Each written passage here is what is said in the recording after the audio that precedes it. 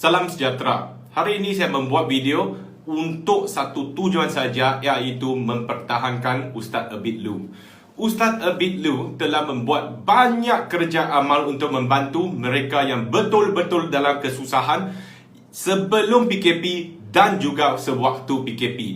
Dan orang-orang yang dibantui oleh Ustaz Abid tidak mengira agama dan bangsa. Ada orang Melayu Muslim, ada Cina, ada India, ada warga asing. Dan Ustaz tidak mendakwah kepada mereka secara lisan. Perangai Ustaz ni membantu mereka ni adalah satu contoh dan teladan pendakwaan bagi seorang Muslim kepada mereka yang bukan beragama Islam. Namun, Ustaz telah melawat ke Kedah, ke sebuah keluarga yang agak miskin tegar dan dalam keadaan yang susah tegar. Tetapi Ustaz dikecam oleh banyak pihak selepas itu. Ada yang cakap tiada pencerahan sosial, ada yang cakap dia buat demikian, dan ramai orang fitnah kerajaan negeri tidak bantu dan mereka mengecam Ustaz kenapa pergi tanpa berhubung dengan mereka. Ada juga orang mengecam bahawa video yang Ustaz naik ini dia macam tidak menghormati orang dalam miskin. Kalau nak bantu, sepatutnya kita bantu senyap-senyap. Saya nak bagi tahu ni, saya telah memulakan satu pergerakan tanpa jurang BPN. Saya meminta semua yang memohon bantuan daripada saya untuk menyerah gambar dapur, menjawab soalan-soalan supaya saya dapat membuat saringan dan dapat mereka yang betul-betul dalam kesusahan dan layak mendapatkan bantuan daripada para penyumbang di seluruh Malaysia bawah gerakan saya ini.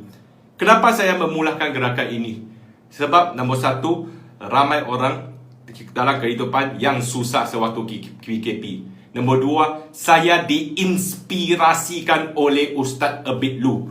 Kalau Ustaz tidak buat video-video sebegini, ini tidak sampai ke saya pun tidak mungkin akan memulakan pergerakan dalam skala besar ini yang melibatkan 138 orang penyumbang, 40 runner dan ratusan penyumbang, dan telah menjaga beratus sampai ribuan keluarga dalam 7 hari yang lepas. Dan Ustaz Abid Lu adalah inspirasi kepada saya dalam gerakan ini, dan saya merujuk kepada cara Ustaz membuat pendekatan terhadap mereka yang betul-betul miskin.